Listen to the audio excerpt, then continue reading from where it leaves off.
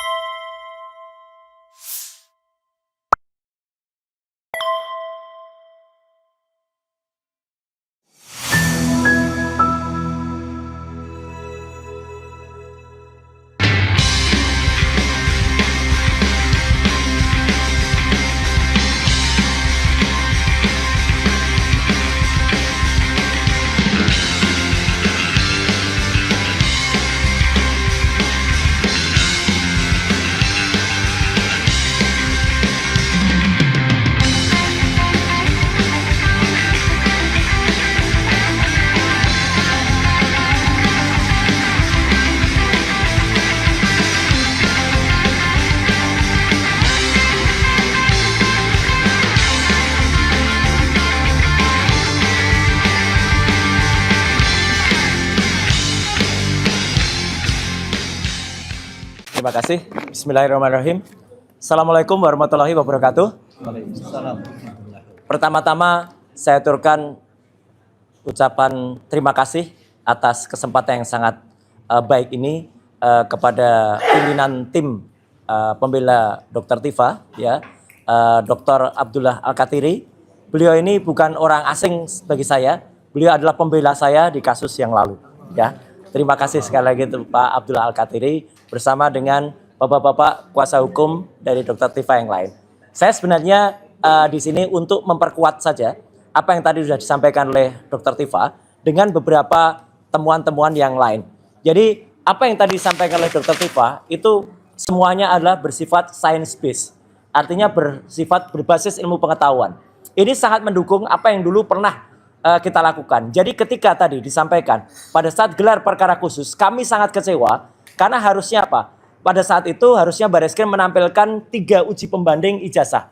Kami saja berani menampilkan 3 uji pembanding ijazah yang waktu itu pernah kami teliti, yaitu ijazah nomor 1115, ijazah milik Fronojiwo, 1116 milik almarhum Hari Mulyono, dan 1117 milik ijazah Sri Murtiningsih. Jadi waktu itu saya terangkan, dan 3 ijazah itu 1115, 1116, 1117 itu tidak identik dengan ijazahnya Joko Widodo. Ini pertama ya, jadi tidak identik.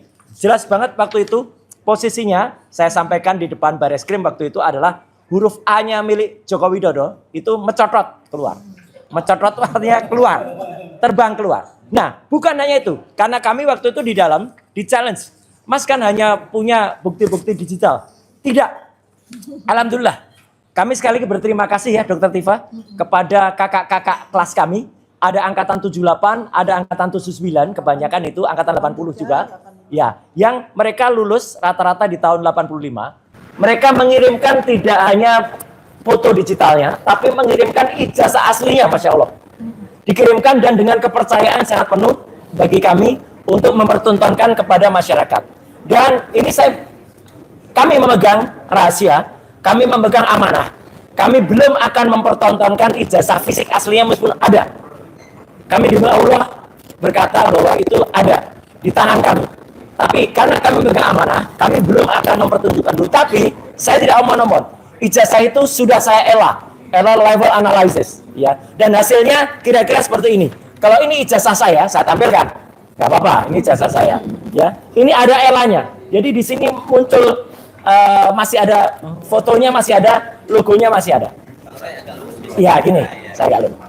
Ijazah milik Joko Widodo kalau di ELA hasilnya kayak gini. Seperti bercak-bercak kotoran burung. Nggak ada bekas-bekasnya sama sekali, hancur. Bahkan kalau kemudian di-fullkan, ijazah saya pun masih berbentuk ini. Ini masih berbentuk, masih ada legalisasinya, masih ada foto saya, masih ada logonya, masih ada.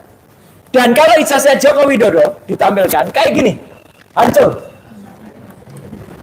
Dan dengan segala hormat, saya tampilkan analisis ELA, satu sampel ijazah milik kakak kelas kami yang asli, tapi ini masih terlindung, tidak nampak milik siapa, ya.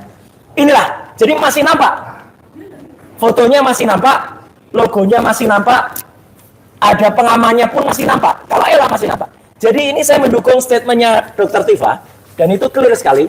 Ijazah milik kakak-kakak kelas kami itu adalah ijazah, dan kami bangga dengan Universitas Gadjah Mada, Pak Al-Kathiri, karena ijazah dari UGM itu sangat rapi, sangat detail, dan sangat bagus.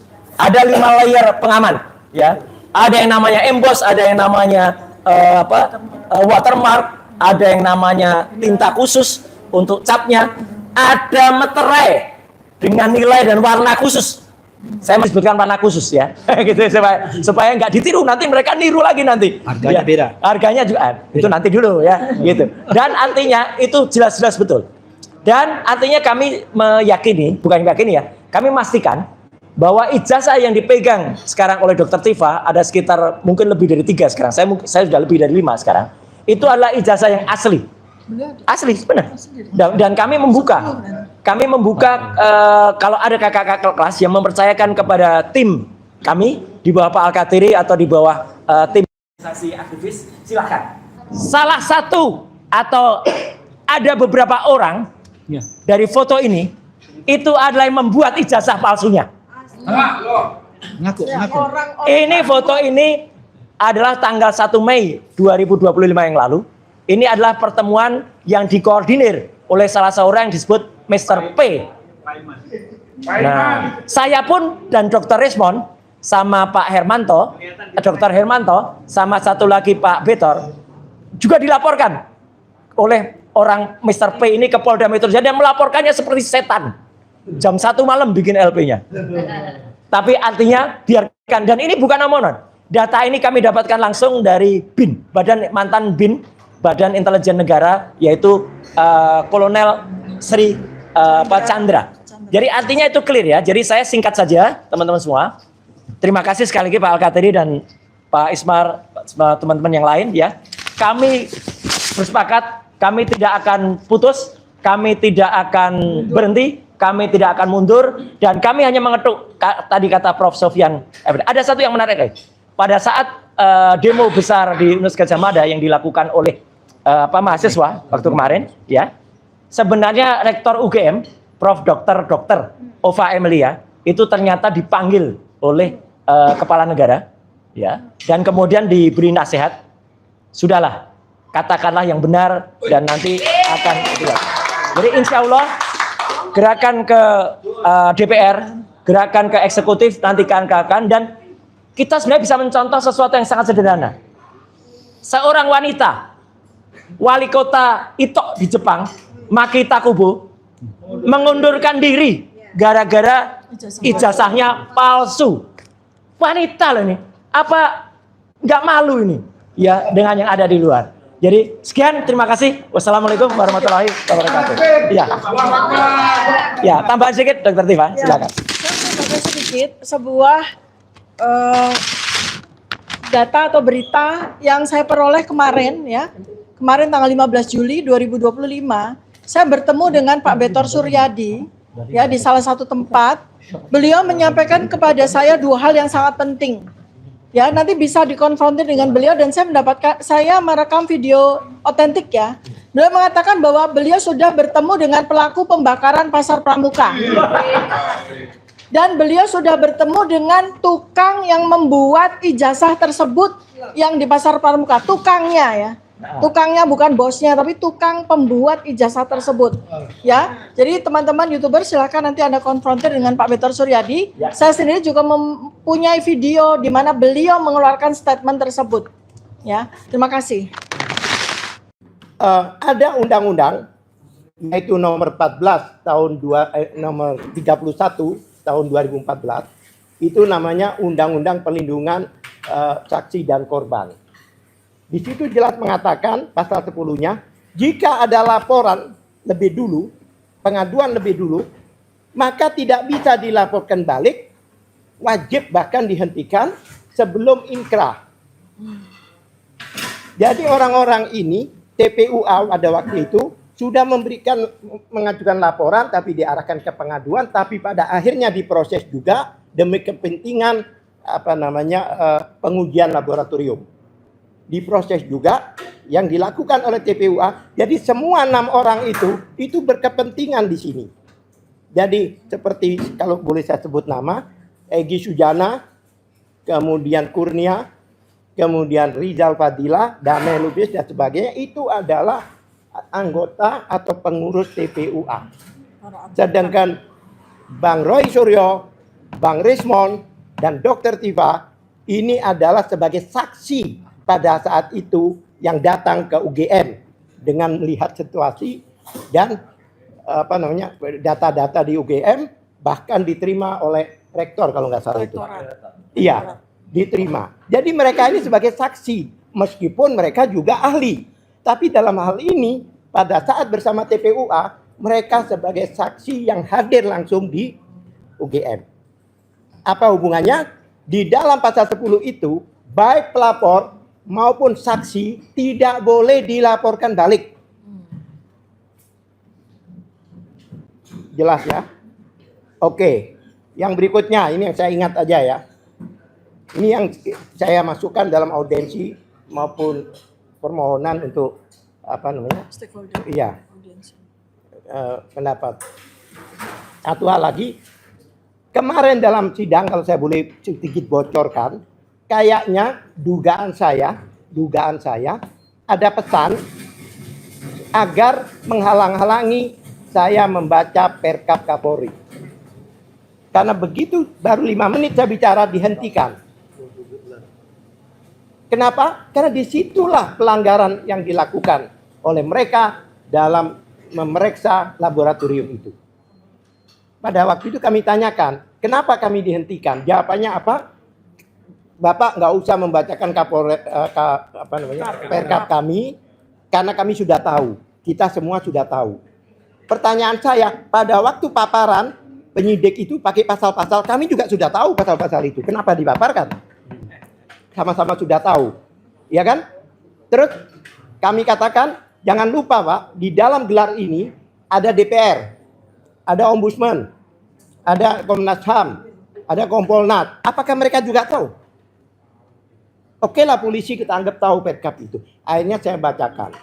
Saya bacakan Perkap nomor 10 tahun 2009 tentang tata cara dan syarat pemeriksaan tempat kejadian perkara dan barang bukti di laboratorium. Saya bacakan. Di Perkap itu jelas tertulis, Perkap pasal 10-nya, ya kan? Ada syarat namanya bahwa permintaan laboratorium itu harus memenuhi syarat formil dan teknis. Dan di situ dikatakan wajib di dalam Perkap itu. Wajib itu di atasnya harus itu. Ya kan? Itu sholat wajib gitu kan, dosa kalau kita nggak sholat. Ya kan? Ya, di situ itu disampaikan wajib. Ya kan? Bahkan yang dimaksud syarat formil itu ya prosedural itu.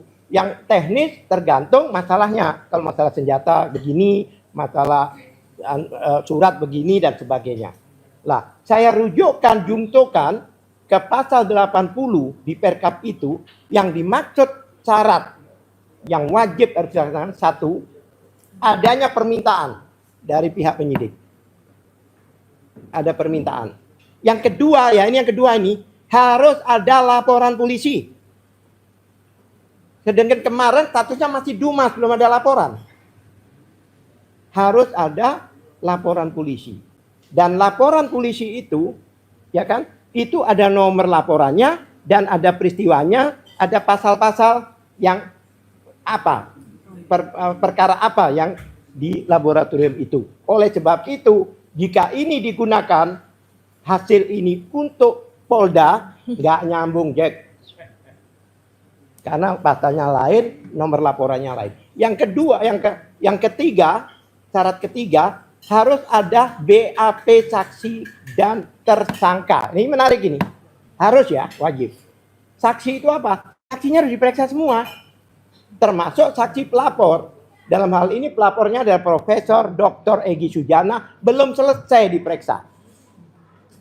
Kemudian di situ ada tersangka. Apa maksudnya tersangka itu? Di dalam penyidikan, tersangka itu di akhir, nggak ada tersangka itu di depan.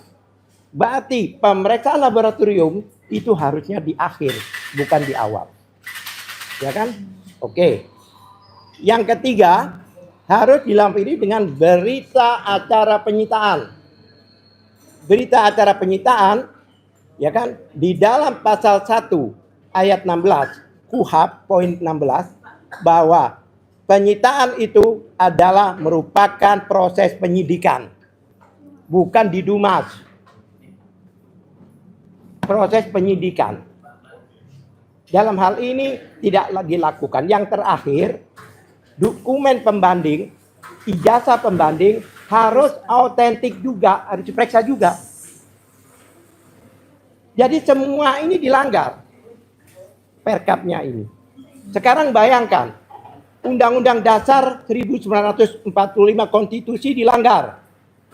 Undang-undang dilanggar. Undang-undang informasi publik dan satunya lagi Undang-Undang